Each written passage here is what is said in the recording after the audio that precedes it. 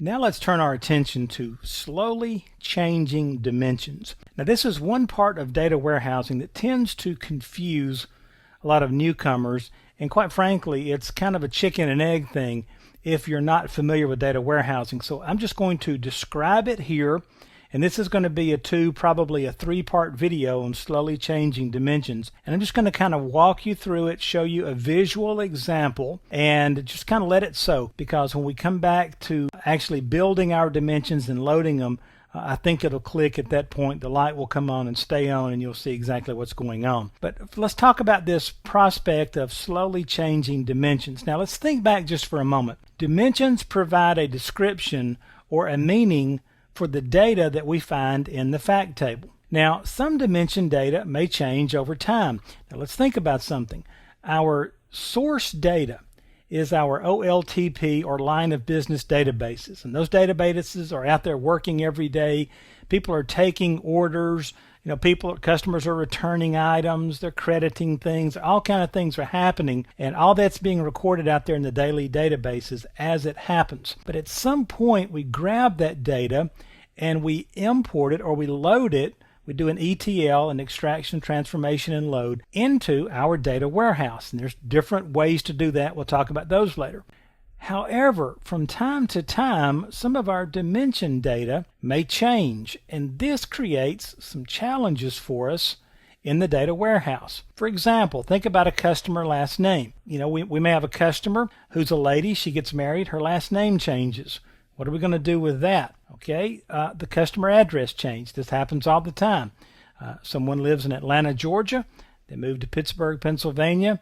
How are we going to handle that in our historical data? This could affect the region, the country, the state, the city, the zip, all those things as far as the sales that that customer generated. I'll show you an example of that a little bit later visually, probably in, I guess it'll be part 3. Now, what happens when the dimensions data changes?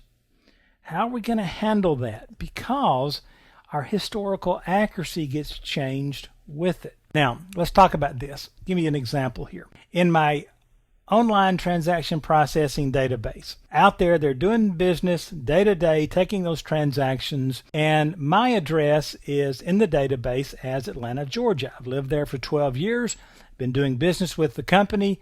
Every time I buy something, the address of the person who bought it is in Atlanta, Georgia.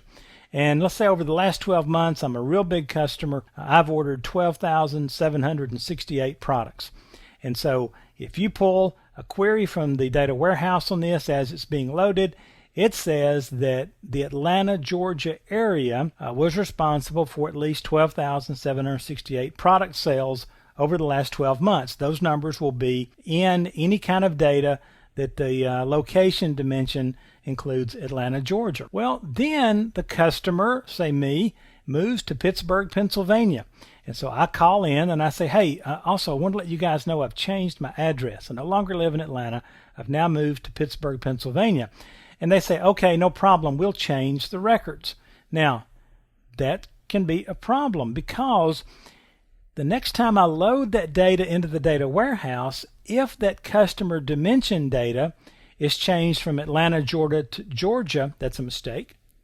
If that customer dimension data for me is changed from Atlanta, Georgia to Pittsburgh, Pennsylvania, guess what? Historical records will now look like all those 12,768 products were purchased from the Pittsburgh, Pennsylvania region, not from the Atlanta, Georgia region, right? Because we overwrote Atlanta, Georgia with Pittsburgh, Pennsylvania. Now, that creates a pretty significant problem. Now, depending on your company, depending on your business, depending on how you're looking at your data, you might not care. Just override them, let them go. Well, we're going to have to think this one through. And that is what we're talking about with slowly changing dimensions. Not that everything happens at once. We don't all get together and say, okay, a couple of thousand of us have got to move next month in this city, so we're all going to move on the same day to make everybody's databases work out a little easier. So there are two main ways that we've identified for dealing with slowly changing dimensions. Those two main solutions, and I'm going to stop this video and join you in part 2 and talk about them, is we have a type 1 slowly changing dimension solution, or a type 2 slowly changing dimension solution. So you need to be aware of these on the exam, and so join me in part 2 and we'll drill in a little deeper and look at the differences between a type 1 and type 2 slowly changing dimension, and then probably in part 3 I'll give you a visual on these. So I look forward to seeing you in part 2.